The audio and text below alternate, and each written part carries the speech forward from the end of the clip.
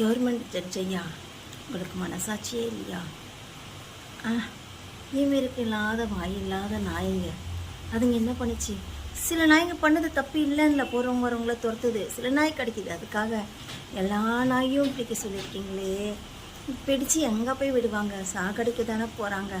பாவம் இல்லை, வாயில்லாதுங்க, அதுக்கிட்ட காசு பணமாக இருக்குது. அனாத நாய்ங்க தானே, திருநாய் தானே, அடித்தா கேட்க யார் இருக்க போகிறாங்க? திருப்பி அதுங்க பிறக்க போதா? ஏற்கனவே பசியால் துடிக்குதுங்க, உடம்பு சரியில்லாமல் ரேபிஸு நோய் எதோ வந்து கஷ்டப்படுதுங்க, கை கால் இல்லாமல் இருக்குதுங்க, பட்னியாக வயிறு ஒட்டி கிடக்குதுங்க.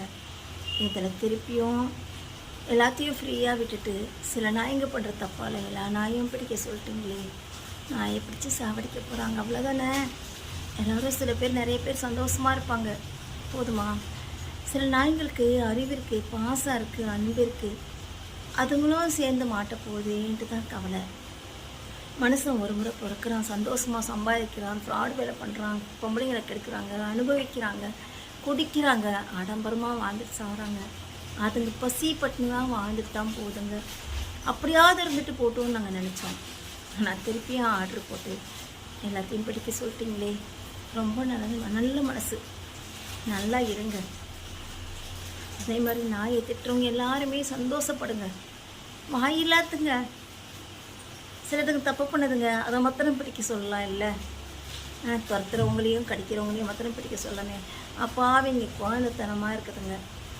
நான் கூட திருநாய் தான் நிறைய வளர்க்குறேன், எவ்வளோ உயிர் பாசம் வச்சுருக்கு தெரியுமா? இத்தினோண்டு சாப்பாடும் பிஸ்கெட்டு தண்ணி வச்சா கூட போதும்னு எதிர்பார்க்குதுங்க. எடுக்கிறது ஒரு ஜென்மம், வாழ்ந்துட்டு போட்டுமே. ஐயா, உங்கள் தீர்ப்பை மாற்றி சொல்லுங்கள் ஐயா. இப்போ தான் 3 மாதத்துக்கு முன்னாடி தீர்ப்பு சொன்னீங்க, சந்தோஷப்பட்டோம். திருப்பியும் எல்லாத்தையும் பிடிக்க சொல்லி சட்டம் போட்டுட்டு இல்லையா ஐயா? இது என்ன நியாயம்? அதுங்கிட்ட பணம் இருக்குதுன்ட்டா, அதுங்கிட்ட சொந்த பந்தம் யாரும் இல்லைன்ட்டா, அனாதானே எங்களுக்கு நிறைய பேர் நாங்கள் இருக்கிறோம் ஐயா. தயவு செஞ்சு கடிக்கிற நாயும் துரத்துற நாயை மாத்திரம் பிடிக்க சொல்லி தீர்ப்பு மாற்றுங்க ஐயா. என்கிட்ட மன்றாடி கேட்டுக்கிறேன். பாவையா, என்ன சொல்கிறதுன்னு நான் தெரியல.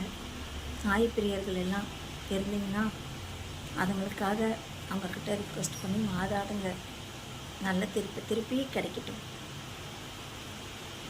மனசு ரொம்ப கஷ்டமாக இருக்குது.